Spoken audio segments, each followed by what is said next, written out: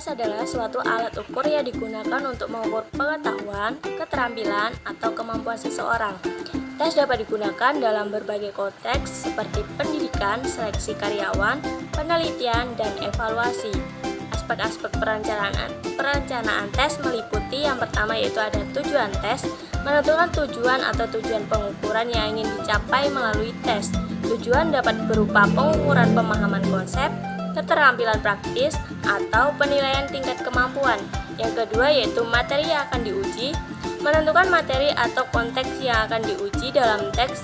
Materi yang dapat mencakup topik-topik tertentu seperti konsep-konsep kunci atau keterampilan yang ingin diukur. Yang ketiga yaitu bentuk tes, memiliki bentuk tes yang sesuai dengan tujuan pengukuran dan karakteristik peserta tes. Bentuk tes dapat berupa pilihan ganda, esai, uraian singkat, atau tugas praktis. Yang kelima yaitu ada jumlah soal. Jumlah soal menentukan jumlah soal yang akan diuji dalam teks. Jumlah soal harus memadai untuk mencakup aspek-aspek yang ingin diukur dan memberikan informasi yang cukup untuk evaluasi. Dan yang kelima yaitu waktu pelaksanaan, menentukan durasi atau waktu yang diberikan untuk mengerjakan tes. Waktu pelaksanaan harus memadai untuk peserta tes menyelesaikan semua dengan baik. Yang terakhir yaitu cara penilaian, menentukan metode atau kriteria penilaian yang akan digunakan untuk menilai jawaban peserta tes.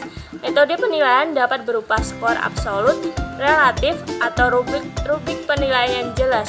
Dengan memperhatikan aspek-aspek perencanaan tes ini, pengembangan tes dapat dilakukan secara sistematis dan terstruktur untuk memastikan bahwa tes dapat mengukur dengan akurat pengetahuan, keterampilan, dan kemampuan yang dituju. Untuk mengembangkan soal tes yang dapat mengukur indikator pencapaian hasil belajar pada aspek kognitif, afektif, dan psikomotor, Anda dapat mengikuti beberapa langkah berikut. Yang pertama yaitu pahami indikator pencapaian hasil belajar. Pertama-tama, pahami dengan baik indikator pencapaian hasil belajar yang ingin diukur pada masing-masing aspek. Indikator ini harus spesifik dan terkait langsung dengan tujuan pembelajaran yang telah ditetapkan. Yang kedua yaitu tentukan bentuk soal yang sesuai. Setelah memahami indikator pencapaian hasil belajar, tentukan bentuk soal yang sesuai untuk mengukur aspek kognitif, afektif, dan psikomotor. Contohnya untuk aspek kognitif, Anda dapat menggunakan soal-soal pilihan ganda atau esai yang mengukur pemahaman konsep. Untuk aspek afektif, Anda dapat menggunakan pertanyaan relatif atau skala penilaian yang mengukur sikap dan nilai. Sedangkan untuk aspek psikomotor, Anda dapat menggunakan tugas praktik atau simulasi yang mengukur keterampilan. Yang ketiga yaitu rancangan soal berdasarkan indikator.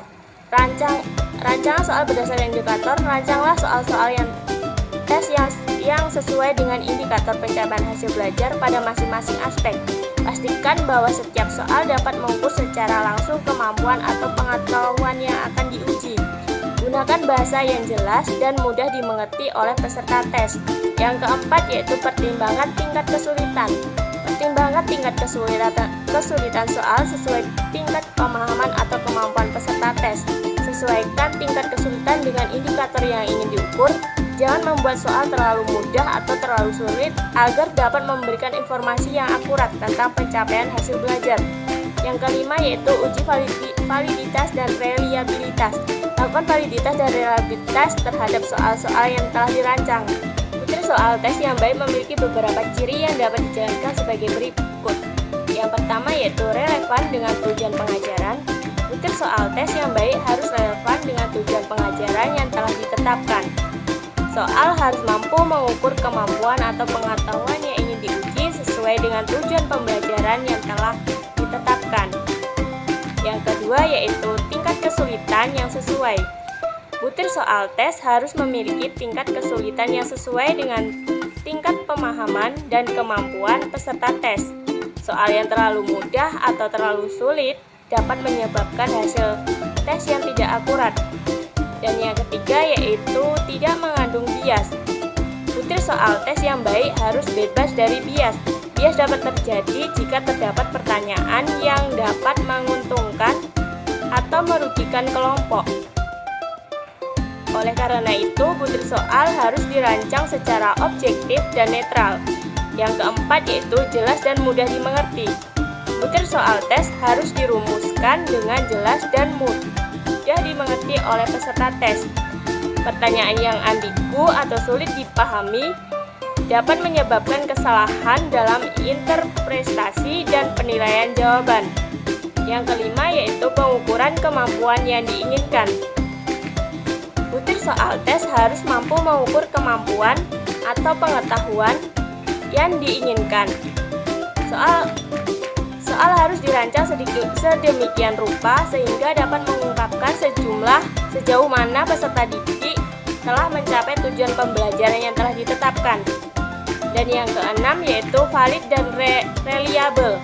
Butir soal tes yang baik harus valid dan reliable.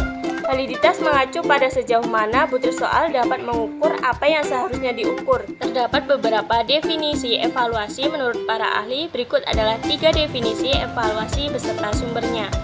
Menurut Madaus dan Serife, evaluasi adalah proses mengukur atau memberikan nilai terhadap suatu objek atau program. Madaus, GF dan Serife 1986. Yang kedua yaitu menurut Arik Kunto 2013, evaluasi adalah usaha untuk menentukan nilai atau jumlah.